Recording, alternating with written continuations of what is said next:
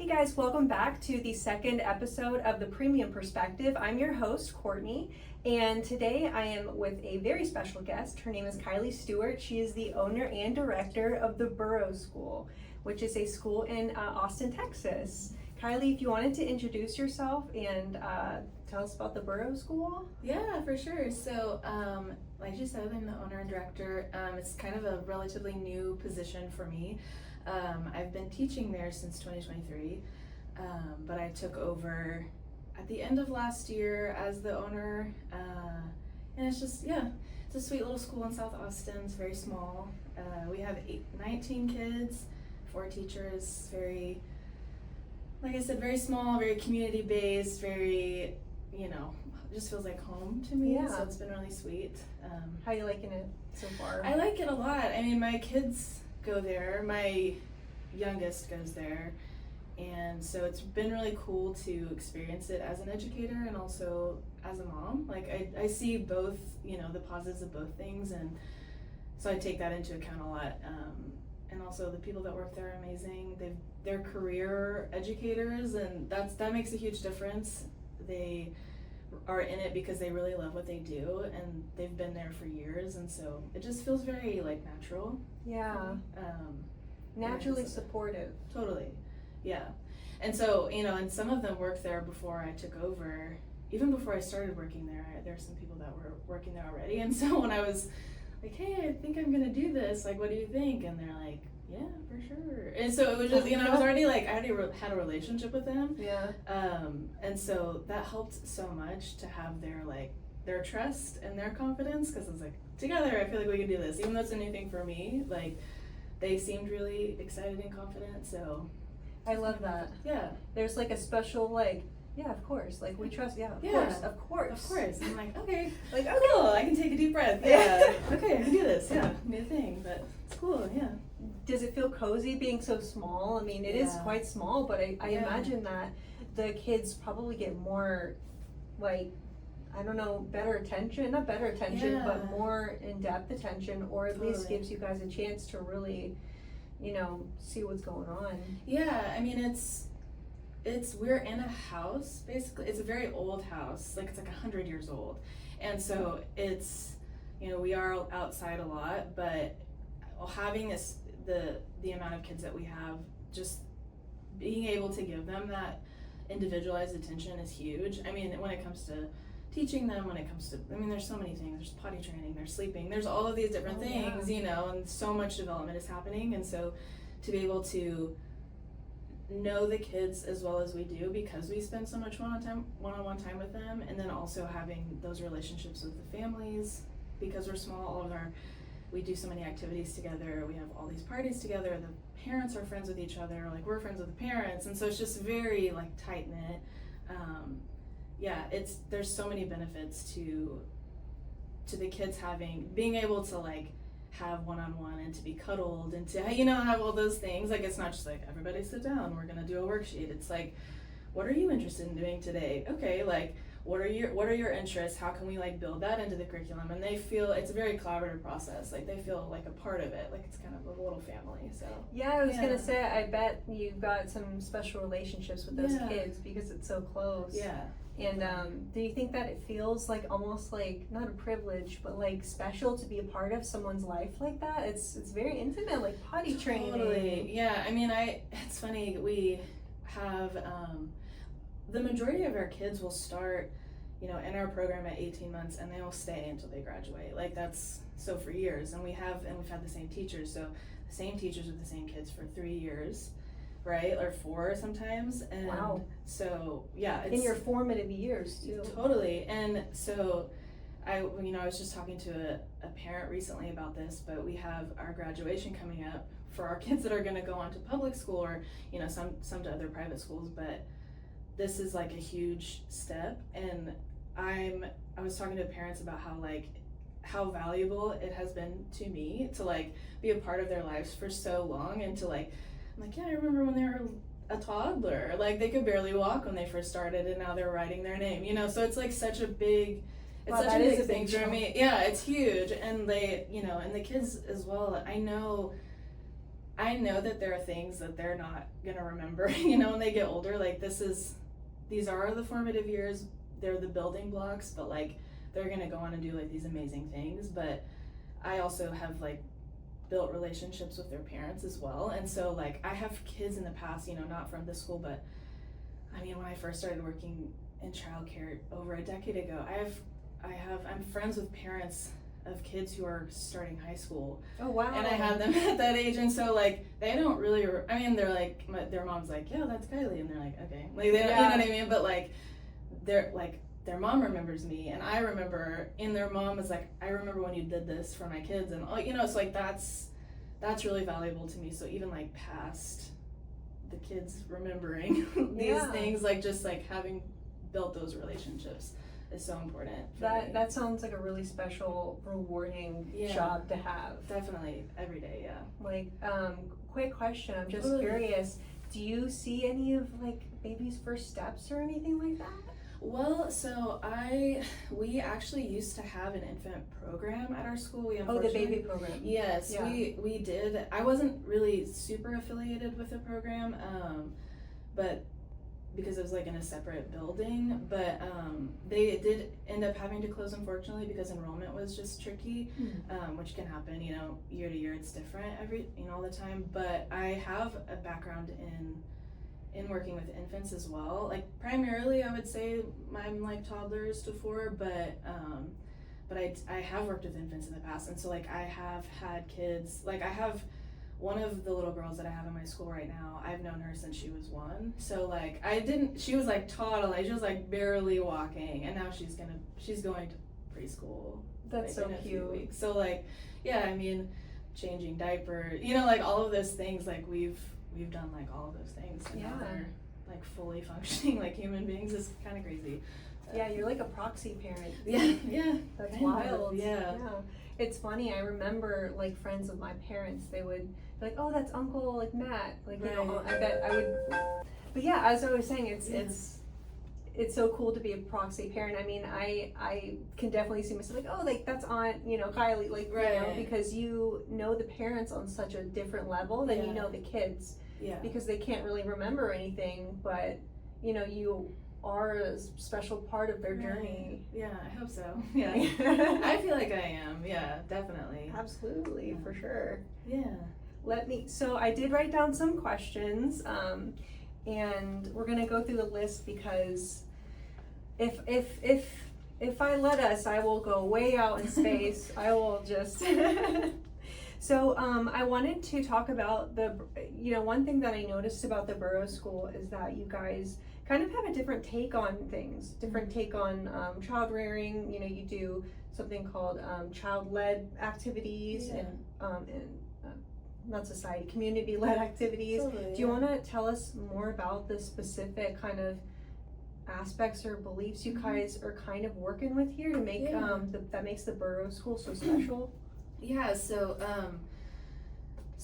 as far as child-led, I mean, I think, you know, we'll probably talk about this later, but a big inspiration that we have is Reggio Emilia, and a huge part of that is this idea that children are very capable and competent and are able to be collaborators in their learning, and so for me, you know, I have the fortune of having an older child as well, so I have like guinea pigs that I've like practiced things on, like, does this work at this age? I don't know. But you know, after developing the necessary relationships with the children, like just being around them and being immersed in this little school, like having their input on things just makes education more fun, and they're more willing to learn if they're a part of the process too, you know, because I can sit everybody down and be like, this is what we're going to learn about, and I might have a couple of kids that are like, cool, yeah, let's do it, and then like the rest of the kids are like, but checked out. Yeah, I'm not interested in this. And at this age, there are no like rules, you know what I mean? I'm not like, everybody needs to know this thing at this age, because like everybody learns at different times, or develop at different times, you know what I mean? So I can attest to that. Yeah. I have ADHD running around. Right, yeah. Like, I have a twin and she's completely different. Totally, and you don't know, like, at this age, sometimes you don't really know those things are happening yet anyways, and so, like, you're like, this kid will sit down and listen to 4 books, and that's great, and then this other kid is like, I'm never gonna sit down, like, you know what I mean, so. It's not gonna happen. Yeah, I'm gonna just, like, run around, and you can try to talk to me, so, like, whenever I'm, you know, we're talking about curriculum, or lesson planning, or whatever it is, art project, I mean, it could be anything, any sort of, like, structured activity, we really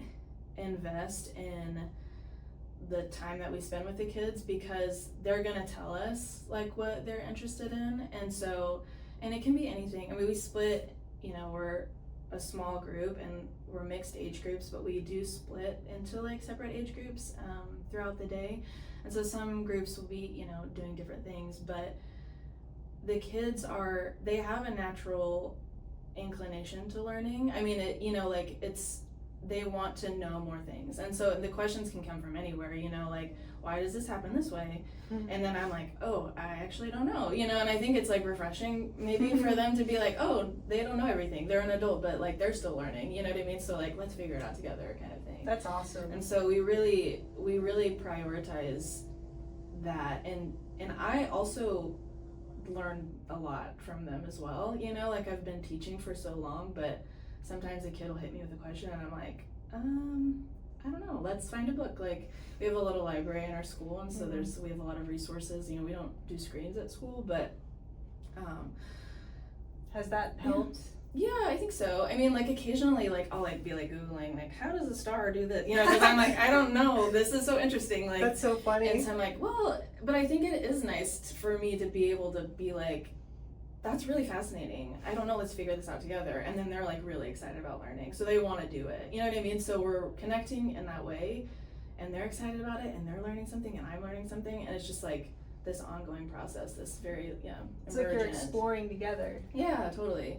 That's awesome. Yeah, it's really. I like that you guys say, I don't know. Yeah. Because a lot of, like, you know, adults, they'll be like, well, it's this, and it's really, I don't know. Right, and you often don't know, right? Like, you're like, I'm gonna pretend like I do. It's like well, why can't I? And like, because I said so. And I'm like, this is, like, not helpful for them. Like, that doesn't really. That shuts down a kid. I would imagine that shuts down a kid's imagination. Totally, and, like, so sometimes, you know, if they're doing something dangerous, and you're like, hey, you're jumping on the table. That's not super safe. Let's hop down, you know, and they're like, why? And I'm like, if I said because I said so, then they're like, oh, because she's cracking the whip, you know what I mean? But if I'm like, well, like, think about it, like, look at the table, do you see there's water on it? Like, what do you think happens if we step on water? It could be slippery, you know, and then they're like, okay, well, if I, you know what I mean? Like, it helps them kind of, like, those gears are turning, and so hopefully next time they're like, I noticed that there's water on this table. I'm not going to stand on this table. Hopefully that's what happens, and then they can learn. But it's like a thought exercise. Totally, yeah.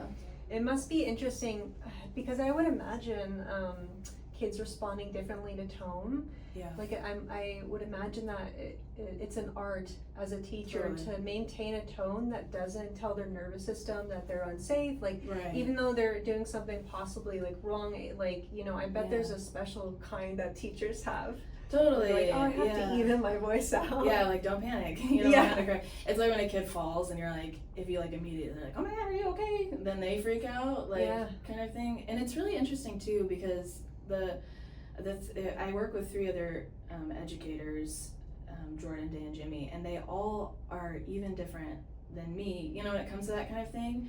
But yeah, definitely being very calm and approaching things in a calm way, or sort of just like, it's, I don't know, not a huge deal kind of thing, you know. You're sort of like, well, I don't know, like, let's figure out. Just honestly, like, if you just talk to kids the way that you would talk to anyone else, like, I feel like that is helpful, because it kind of helps the kids recognize, like, oh, I'm a part of this too. Like, I'm not just like this little kid that this adult is talking to. Like, it kind of gives them permission to sort of, like, ask questions back, and, like, you know, sometimes they argue, and, like, that's a part of it, but I think that's, like, important too. It's humanizing, right? It is, totally. Like, just for them to be like, oh,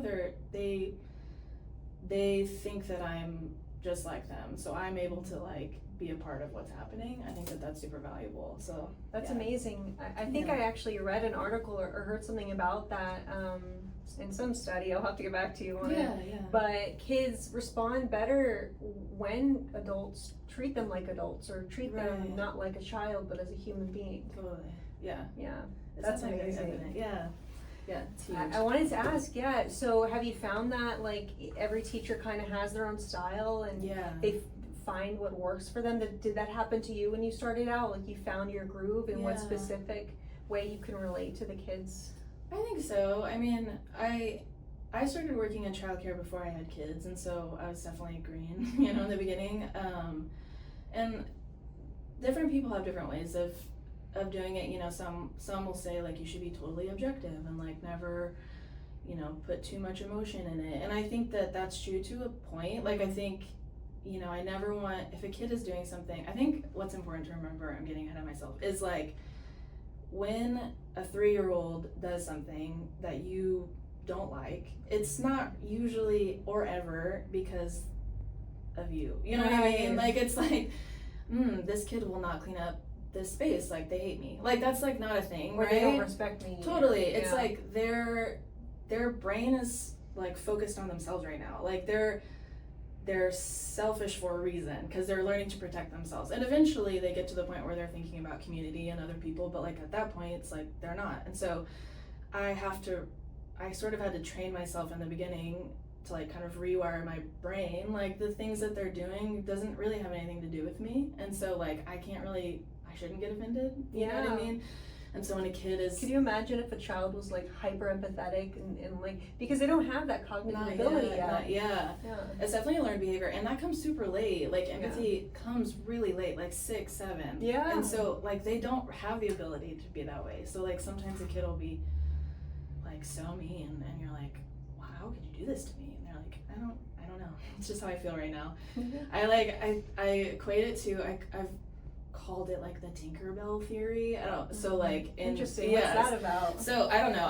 Maybe it's something somewhere, but it's helped me kind of think about it in a way that makes sense. But it's like Tinkerbell and Peter Pan like only has the I'm a ability. Disney Okay. So So me, you I know what already you're know. talking Yeah. about. So she like has the ability to have one emotion in Mhm. her body at once. So when she's mad, she's mad. That's it. Like she can't think about anything else. If she's happy, whatever. And that's kind of how little kids are. You know, like if they're having this like big emotion, that's all that they can feel right now. And so, you know, because they're learning the primary colors of emotion. Totally. And like, so that's why talking them through it and helping them identify emotion and like, you know, learn how to deal with it in a positive way, like that's really, really beneficial. But it also means if they're really mad and they're doing something, like it's because that's all that's in their brain right now, and so you can't take offense to that. And so whenever you're approaching a situation, I don't think you should necessarily, in my opinion, you know, everybody's is different, like I don't think that you should be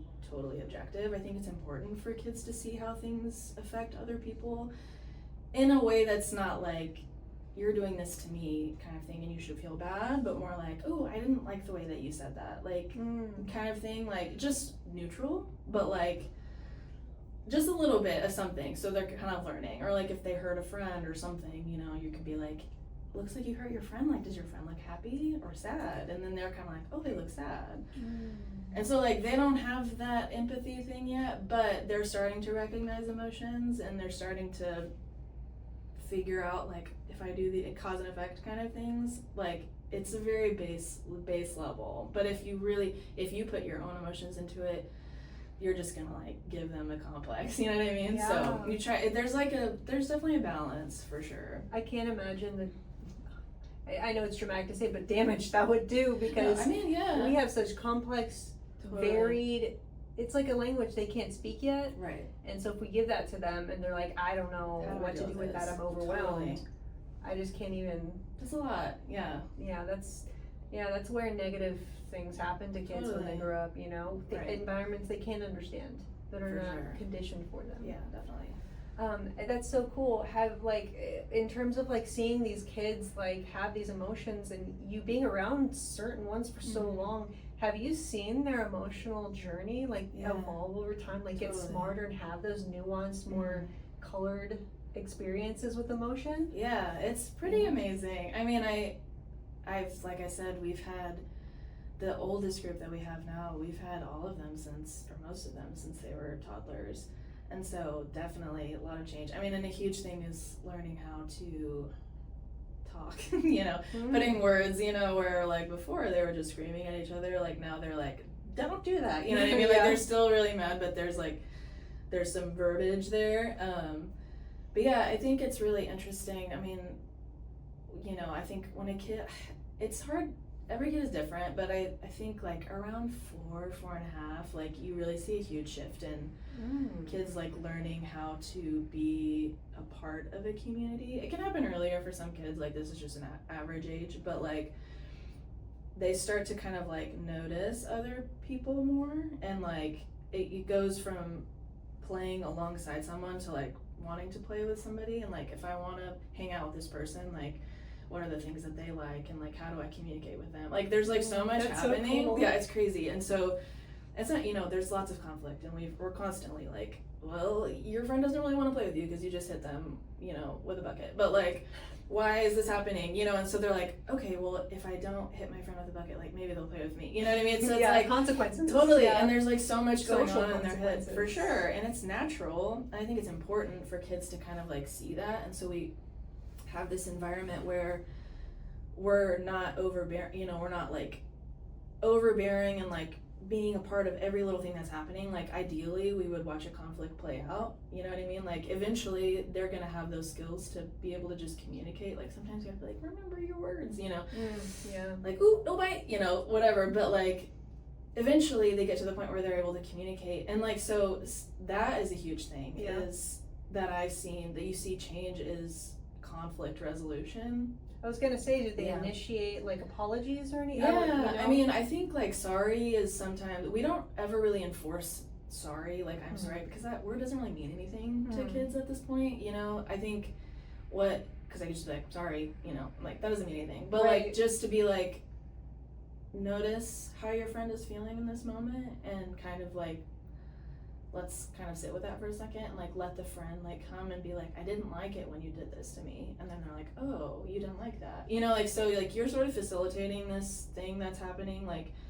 making sure that doesn't get like physical, but like they're doing the work, like ideally, and so like that changes so much, as they get like around 4.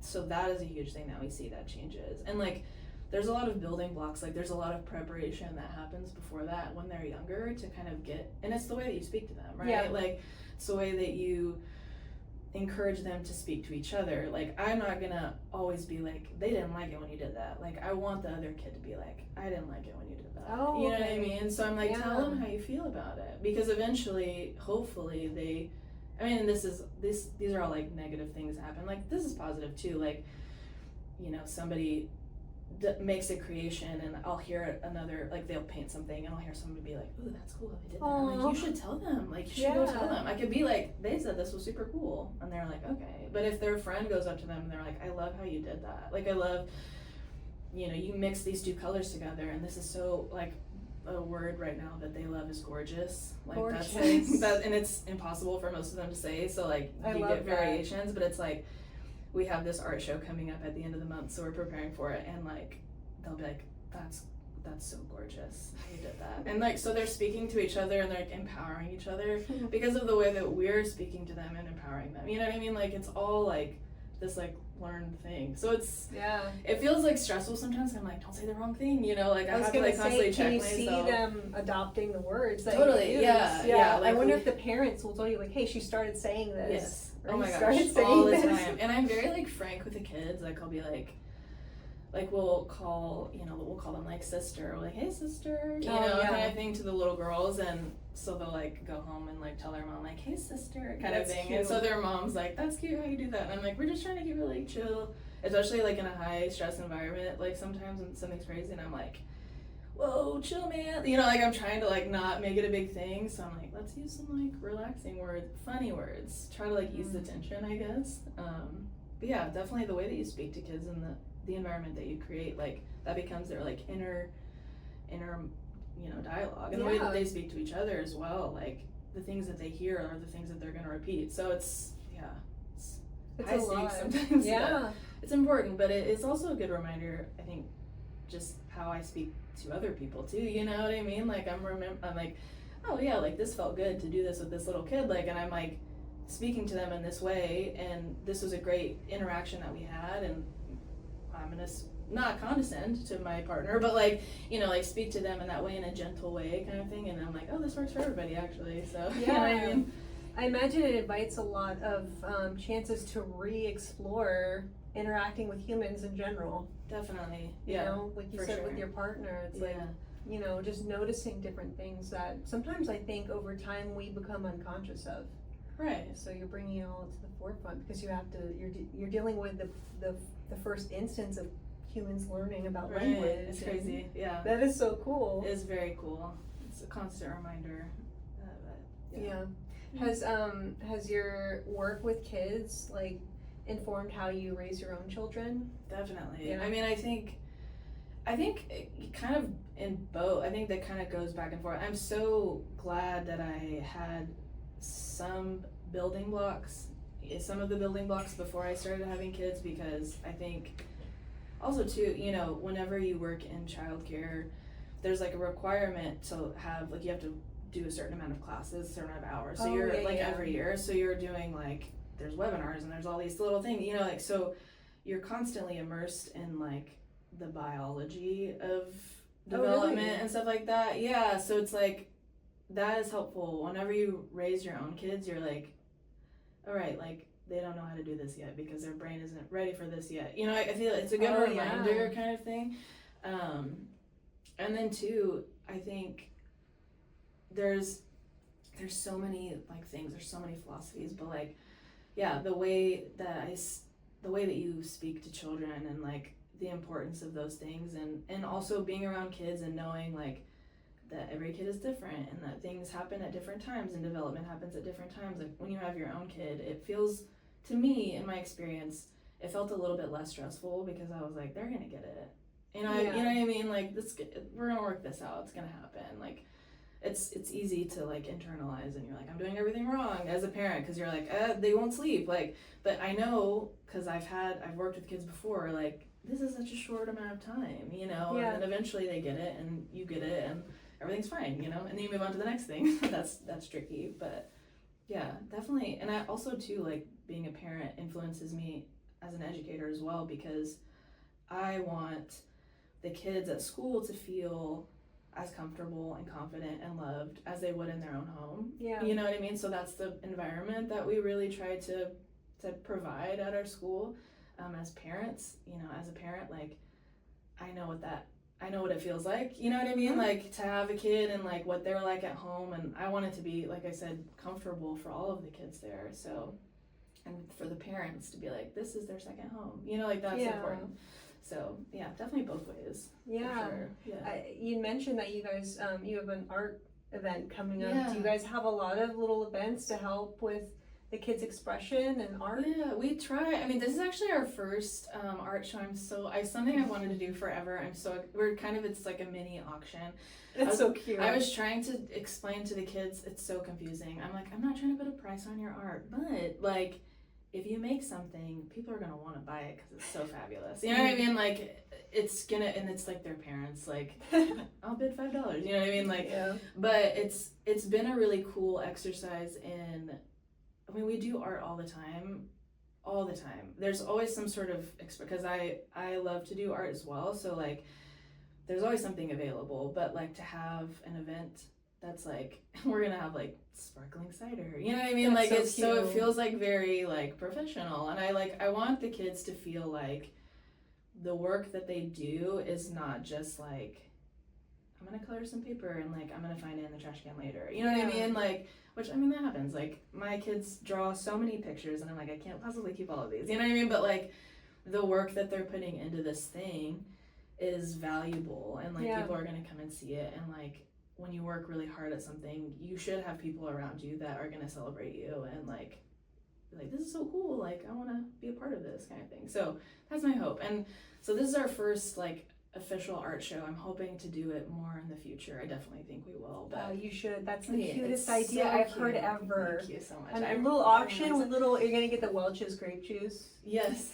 Yeah, and like That's little what my like parents got flutes. me. Yeah, like the little flutes they can walk around like in a gallery, right? And like olive. yes, and like they're gonna have like little placards. They've been Oh. explaining like their art.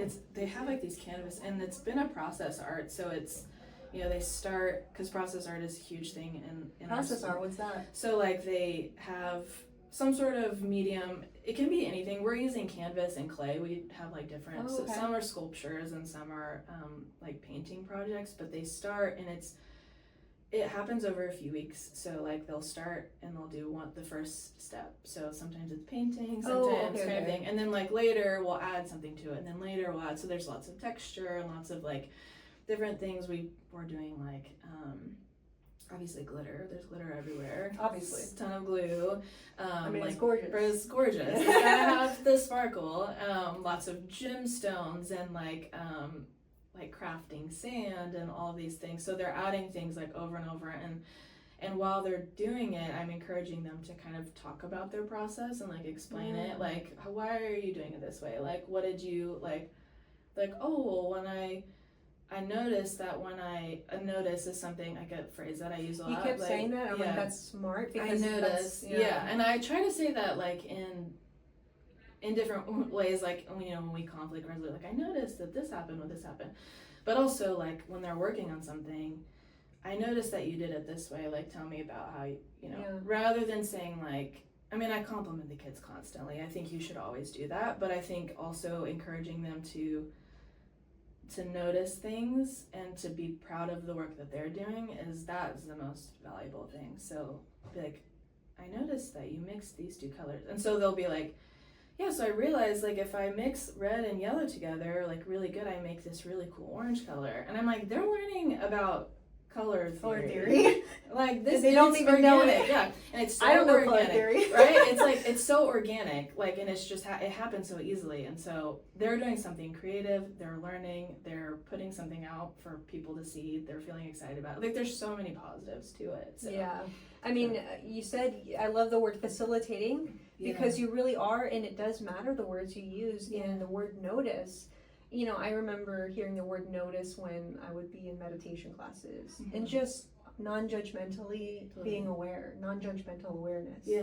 You know, which I think is great. Yeah. And yeah. that's so cool that you guys are doing stuff like that. Yeah. Definitely. Especially at an age, because, you know, I would imagine that kids do like make art and they see it as themselves. Like, if you reject their art, they might feel that you're rejecting them. Totally. And so it is so cool to have an auction. Yeah. I don't know as much about child psychology, but you know, I can imagine that. Yeah.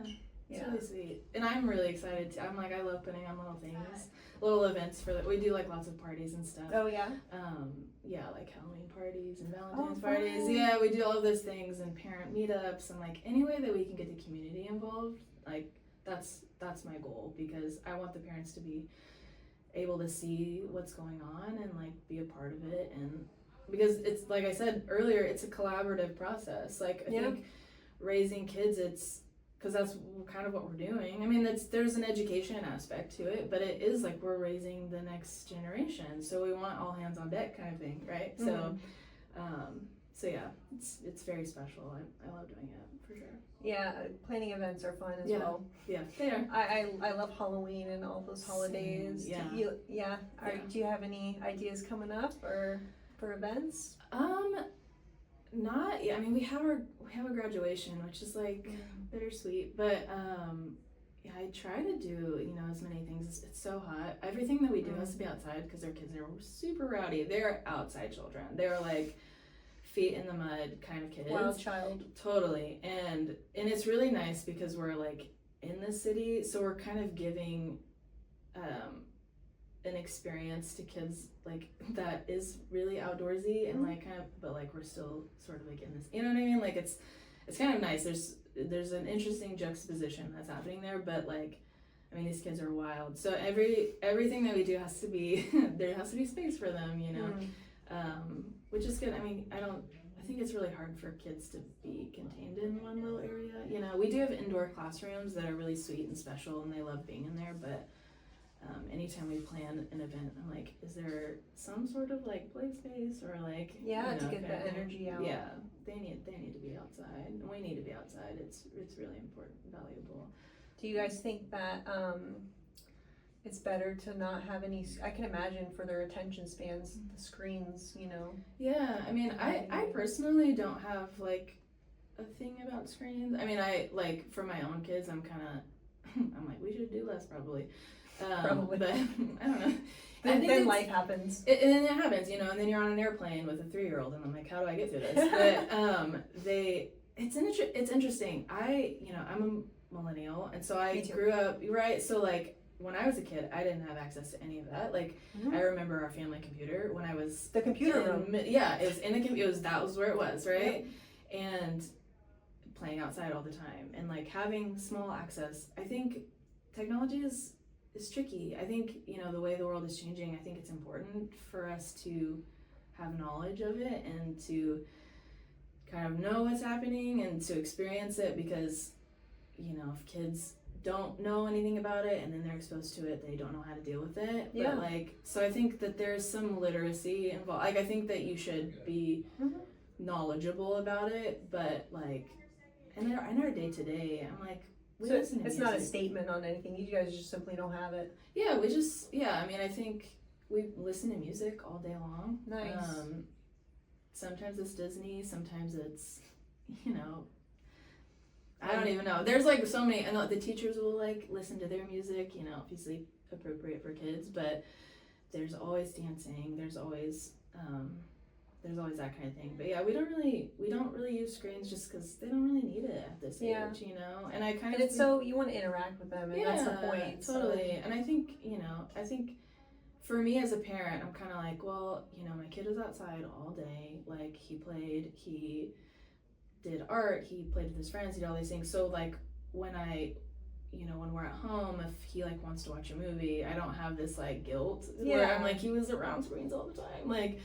Because I'm like, I think there's a good balance. And so when we're at school, I'm like, this is school time. This is the time for us to be outside and be with our friends. And both are good, just different. Yeah. I think there's definitely something to say about too much technology. And I think that there's an age limit. I think that you shouldn't be exposing your kids to technology before a certain age, like, because they don't get it really. But I do think that in attention spans, it definitely affects that for sure, but I don't have enough knowledge about that, you know, so it's like tricky for me. I don't really have like a stance. I'm kind of like, there's got to be a balance. There's honestly, it doesn't seem like it's been long enough for us to make any conclusion. I guess we can postulate, I don't know what that word means on my side, but I guess when screens start to take over for the parenting role, but who's to say when that actually, how much what that means, you know, because there's everyone has so many different things going on, and it's like a strategy to use technology these days for your kid. Yeah, you know, it goes in some dinner. Or like on the plane, or you know, like, hey, me trying to calm down, and I'm not a parent, so I'm just saying stuff, but I can imagine there's a strategy to when to get the iPad out. Right, for sure. And also too, my kids are really super into Studio Ghibli movies. Oh, I love we haven't watched that one yet.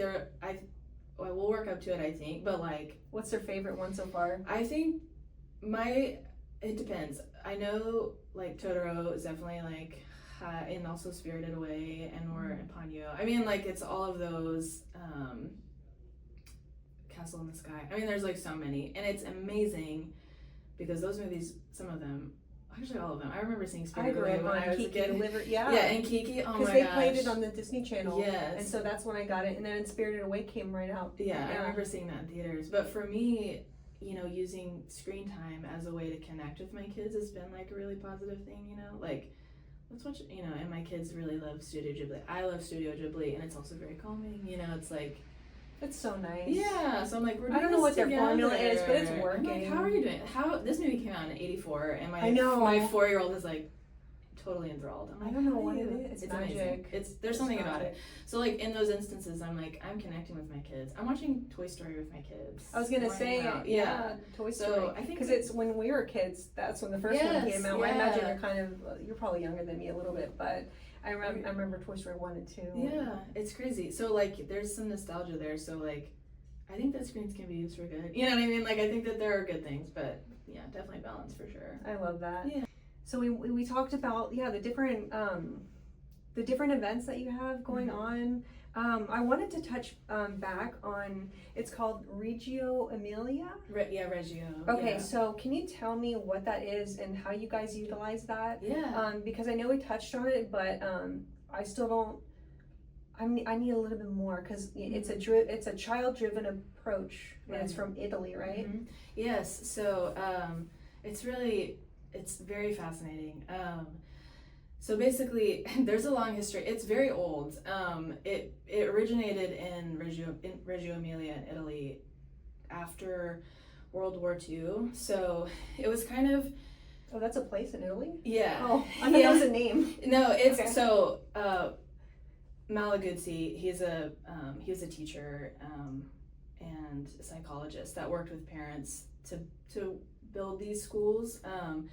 But the idea the idea originated kind of out of the rubble of like post, war in Italy, and so it was primarily parents that kind of got together and were like, they want to build, like, we need to build something out of this to like make the future better, and so for our kids, and so a huge thing for them, and so Malaguzzi like came in and like facilitated, and so we hear his name a lot as associated with Reggio Emilia, but basically they were like, we want to create a school or like a philosophy of education where kids are learning critical thinking.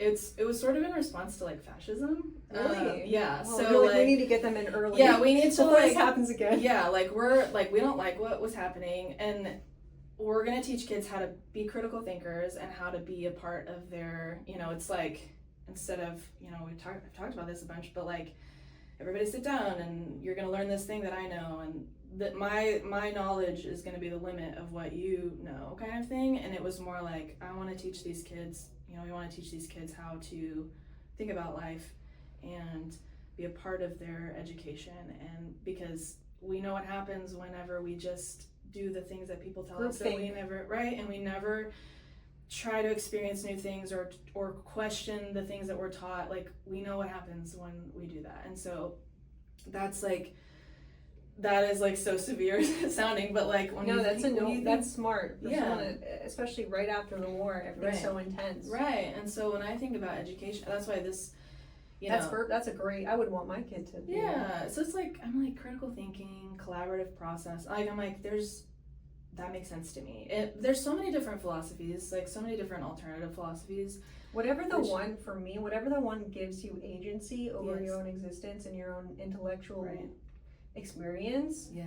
Like, whatever gives you the power to process yourself. Yeah. That's a good one. And so that's, I mean, and there's a lot of like things. It's interesting because like in Reggio Emilia, as opposed to like Montessori, which is another method. What's that one? Montessori also came from Italy. Maria Montessori. I'm not like as well versed. I know things about it, and there's definitely like there's a lot of things that are that we derive from that, because we say that we're Reggio Emilia inspired, because you don't get like licensed as a Reggio Emilia school, like you just, because you're taking inspiration, like whereas like Montessori and Waldorf, things like those types of schools, which are also alternative learning, you kind of have programs and you go to school to be like certified in those things. So like there's like I said, we derive from different things, but there's a lot of similarities. I just know more about Reggio Emilia. But yeah, like, there's a lot of different aspects, but like child-led being like a huge part of it. That's probably the main thing. And I think also too, like, or I know, like, creating an environment, we call it, the environment as the third teacher. So smart. So, yeah. Wow, that's a great way of putting it. Yeah. So like creating an environment that enriches experiences for children and provides them with materials that encourage creativity and curiosity. Expression. Yes, totally. So like that's a great. It's wow. Yeah. What was it? Environment is the third teacher. Yes. I love that. Yeah. So it's very that's so like, profound. I wish I came up with it. I didn't.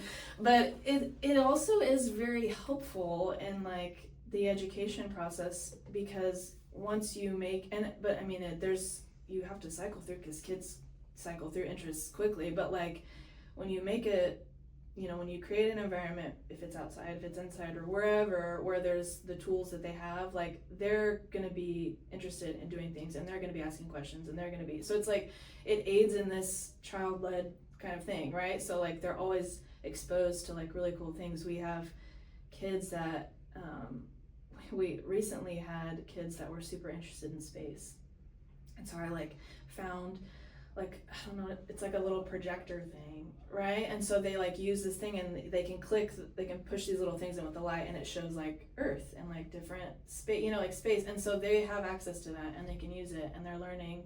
And you just got that? Yeah, and like I'm like, they're interested in space. That's and this amazing. is really cool. And so I'm like, I'm gonna put this in the classroom. It's something that they have access to all the time. Oh. Yeah, and like I wish I had you as a teacher. Cool. That would have been great. Oh, thanks. Just to provide that for them, Yeah. just to allow them to experience Earth and light, It's or not cool. Earth, but space. Yeah, no, and it's I know that they're interested in it because I'm spending the time with them, not just me, the other teachers as well, who are amazing. I'm so lucky to be supported by them. But they'll tell me, like, hey, like, I noticed this, these kids are talking about this thing, like, maybe we can get some more of this material. And I'm like, sure, let's look into it. And also, found material is really important in Reggio Emilia. So like, Found material? yeah, so if we, as much as we can, recycle things, and like, we're finding, like, kids do like treasure hunts where they find like jewels and like sparkly rocks, and like counting with sticks, and like, like using the environment that we have to like learn is really valuable and important as well. So I think, all of their learning material and play material is very mixed. Loose parts is what we call it. So like when they cook in the kitchen outside, it's like we have pots and pans that they use, but it's little tree stumps are the cookies, or what I mean. Cute. So like they're using their imagination with all of these found materials. So yeah, that's like super important in the philosophy, and it also really aids in, it makes the job, I think you put in a lot of work in the beginning, and like you are putting in the work consistently, but like having the kids be exposed to all of these like really interesting creative things, and then they're the ones that, and then they take that and run with it, and then they're like, I want to learn about this, and you're like, great idea, let's learn about this. So like they're a part of it, and they're exposed to all of these really cool things too. So yeah, That is, I feel like that's so important when you're young, because it's at that age where we're learning, do we shy away from the environment in the world? Does it, is it scary, or is it something to be explored? Is it something to move towards? One of my like quotes is like, move towards life. And it's like, you're almost facilitating this embodied knowledge in them. Hey, we can move towards life. Life is good. It's exciting. Yeah. There's so many cool things. Yeah, Yeah. for sure. That is so great. Honestly, I used to read a lot about psychology, and just knowing about trauma and all of it, and how easily it gets developed at that age. From 1 to 5 is where your person, or 1 to 7, around where your personality starts developing. Right. So there's a critical time. So important. Yes. So yeah, the work you're doing is probably more important than you can possibly realize for their nervous systems, I would imagine. Do the parents ever like talk to? Sorry, I could talk about this forever. No, you're fine. I can too. You're gonna be here for a while. Yeah, well, I won't drag your interview out, but I am curious.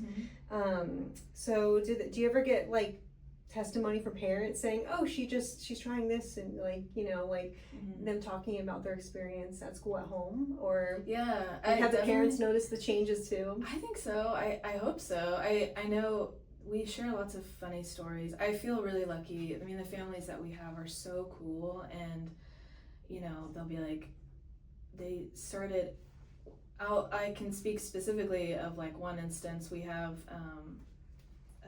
we do this thing called question of the day at our school, and so a teacher will think of a question or ask a kid a question, and they'll ask all of the kids, and they're insane questions. Sometimes they're like, what is this guy made out of, and so like the kids will come up with some kind of answer, and they're creative and weird, and sometimes it's like poop and pee, like because that's super funny right now, but like there's so many different answers, but it's something that we do every day, and the teacher will write it down, the answers down, and take a picture so all the parents can see. And so the parents will kind of comment like, that's so funny that they said that, because actually like we were talking about this at home, or like we have a little girl who's she would talk about the blue house. She's like, I love going to the blue house. And I'm like, oh, and she would answer that sometimes to the question, and I'm like, the blue house, like that's cool, like on vacation, like.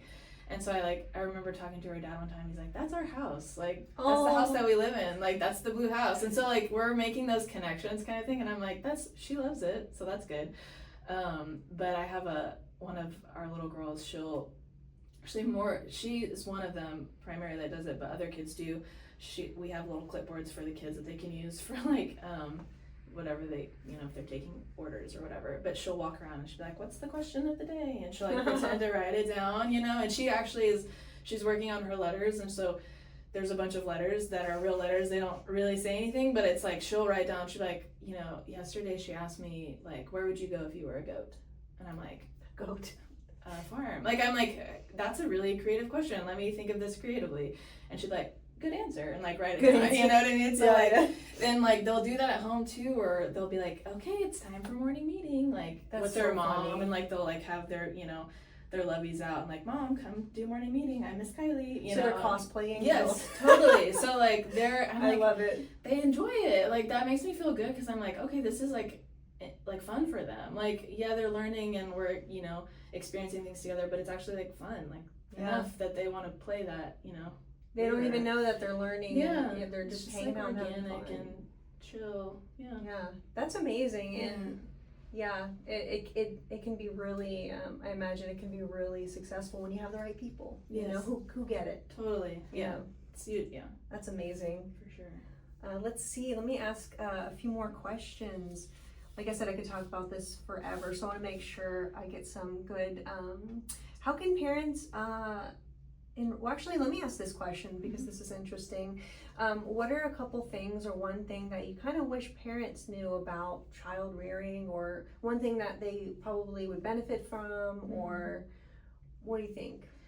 I think, I think that we tend to draw in like-minded parents, but I think,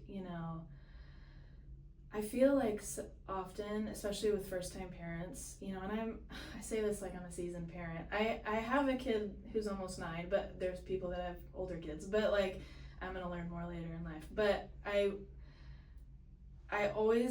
often feel that there's a lot of stress when it comes, and there just is. There's always stress when it comes to parents, because it's like, why is my kid not doing this at this time? Like, or why, like, are they behind, or are they, kind of, there's all these questions, because if you're a good parent, you care about those things. Like, you care about like, okay, they're not sleeping because something must be wrong, or like they haven't learned how to do this, so something must be wrong. And I think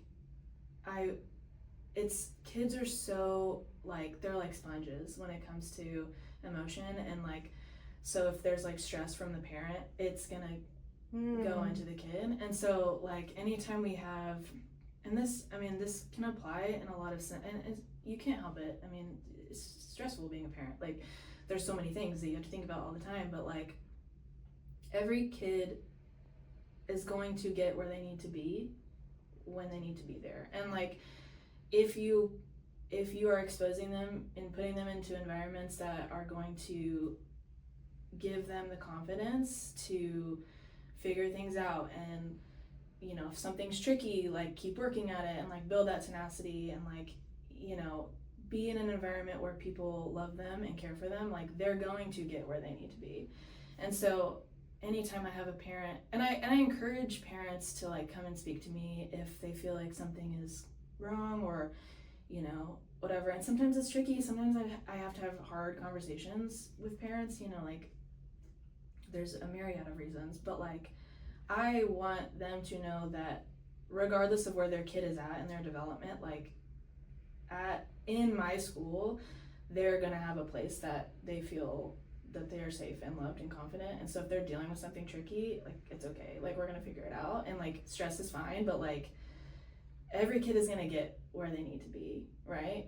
Because they have parents who love them and care for them, obviously, or they wouldn't be stressed about it. And I can't speak for every school. I hope every school is like this. I hope every teacher is like this, but like I know at my school the teachers that are there are champions for the kids and for the families. So it's nice to have an environment that has that security, yeah, that emotional safety.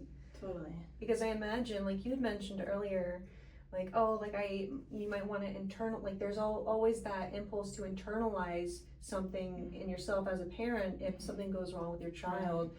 But you've been around the block, 9 years, you've got some under your belt. Yeah. So having that almost experiential wisdom to say, trust me, it's internalizing is just gonna hurt you and the kid probably more. It's okay. Yeah, I would imagine, right? Yeah. Just don't internalize it. Yeah, I mean, they're gonna do great. And it's inevitable sometimes, but yeah, I'm like, it's cool, man. Like we've got this. Like we've got you. We're gonna like help you through this. We're gonna carry you through this, as much as we can. It's gonna be gorgeous. Yeah, they're gonna be great. Your kid's amazing. It's gonna be gorgeous. Amazing. It's always gorgeous. All right. How can parents enroll? So the first thing I would say is how can they check it? So our website is very easy. It's just theburrowschool.com. And we have a wait list that's always open. It's free to be on. We do have spots now if people want to enroll or come check out the school. We do have a couple of spots. We're going through enrollment right now. Like the summer is usually when we do that. And do you give tours or? I do. I don't know what's it called. Not tours, but yeah, we do. Tours. Yeah, tours. Okay. Yeah. So if people are interested, they can come and check it out. They can. And I always encourage to email and reach out. It's just theburrowschool@gmail.com. Try to keep it easy.